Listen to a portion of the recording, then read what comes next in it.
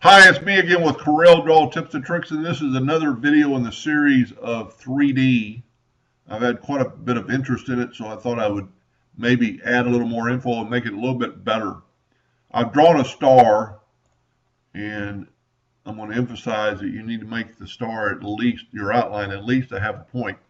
Well, I normally would go from black to white on the inside of this, or vice versa. But the white, the laser doesn't really recognize it, so it doesn't really burn it at all. So what you could do is you could make a lighter color. So I'm going to take this rectangle, I'm going to fill it in with the 10% black, which is gray. I'm going to hold down my control button and I'm going to hit white a couple of times. I'll tell you what, let's back up here completely. And let's do this. Let's make another one.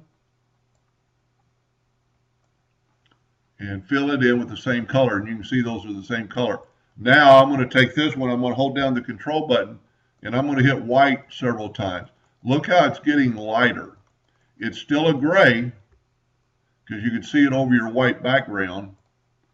Let's do this. Fill that in with yellow, put it to the back of the page. And you can, well, that doesn't really help too much. But you've got you've still got a gray.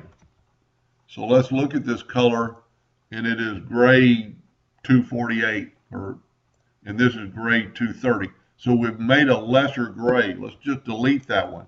So we're going to go from black to this lesser gray. And if you go right up here and go to your